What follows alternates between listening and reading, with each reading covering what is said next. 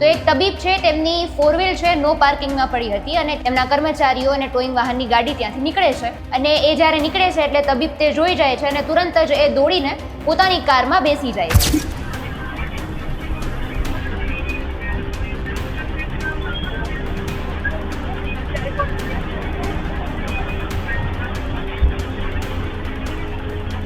ત્યારે પેલો જે કર્મચારી છે તેમ છતાં પણ ગાડી લોક કરી દે છે અને પછી બંને વચ્ચે બોલાચાલી થાય છે અને ઘર્ષણ થાય છે. પછી તબીબને કહેવામાં આવે છે કે આપની ગાડી નો પાર્કિંગમાં હતી એટલે તમારે નો પાર્કિંગ માટેનો દંડ ભરવાનો રહેશે. એટલે તબીબ પોતે એવું કહે છે કે હું આ દંડ ઓનલાઈન ભરીશ.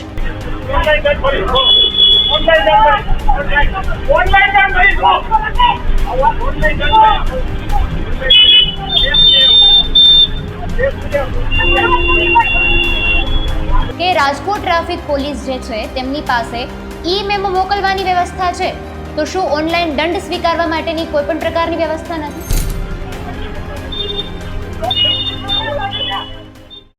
નમસ્કાર, આપની સાથે હું આકાંક્ષા, તમે જોઈ રહ્યા છો રાજકોટ. એક જે ઘટના સામે આવી, એક જે સીસીટીવી ફૂટેજ સામે આવ્યા, એ ઘટના તો કંઈક અલગ બની છે, એનો વિષય પણ કંઈક અલગ છે. પણ સૌથી પહેલો સવાલ મારે એ પૂછવો છે કે રાજકોટ ટ્રાફિક પોલીસ જે છે તેમની પાસે ઈ મેમો મોકલવાની વ્યવસ્થા છે, તો શું ઓનલાઈન દંડ સ્વીકારવા માટેની કોઈ પણ પ્રકારની વ્યવસ્થા નથી?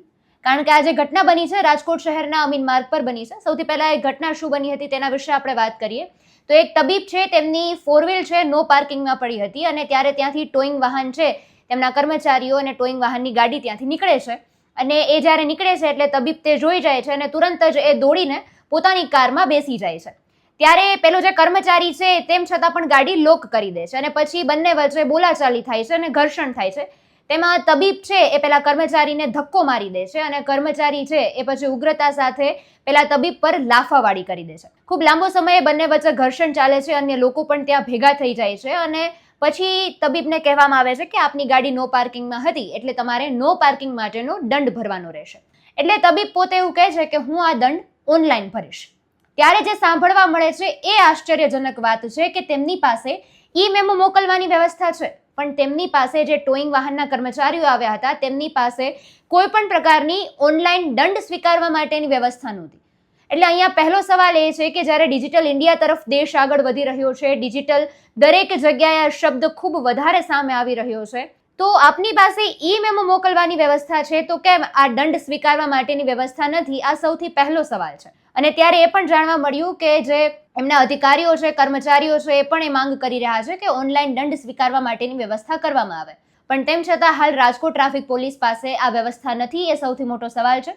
બીજી વાત એ છે કે આ ઘટનાને લઈને પણ અનેક પ્રતિક્રિયાઓ સામે આવી હતી અને બંને પક્ષ તરફથી છે આ વાત આવી રહી છે કે એમની ગાડી નો પાર્કિંગમાં હતી, તો એ તબીબની પણ ભૂલ છે કે એમની ગાડી નો પાર્કિંગમાં હતી અને સામે એમણે પહેલા ધક્કો માર્યો હતો અને સામે કર્મચારીની પણ ભૂલ છે કે એમણે તો સીધી આક્રોશતા સાથે તબીબ પર લાફાવાળી કરી દીધી હતી ને બંને વચ્ચે લાંબા સમય સુધી ઘર્ષણ ચાલ્યું હતું, બોલાચાલી હતી.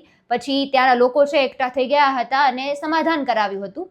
પણ અહીંયા ફરી એકવાર રાજકોટ ટ્રાફિક પોલીસ માટે એ જ સવાલ છે કે જ્યારે આપ ડિજિટલ ઇન્ડિયા તરફ વધી રહ્યા છો, ડિજિટલ ઇન્ડિયાની દરેક જગ્યાએ વાત કરી રહ્યા છો, તો રાજકોટ જેવા શહેરમાં જો તમારી પાસે ઓનલાઈન દંડ સ્વીકારવા જેવી વ્યવસ્થા નથી તો એ ડિજિટલ ઇન્ડિયા આપણે કઈ રીતે કહી શકશું, એ પણ સવાલ છે. સમગ્ર મુદ્દે આપનું શું કહેવું છે કમેન્ટમાં જણાવજો. ફરી મળીશું. અમને રજા આપશો. નમસ્કાર.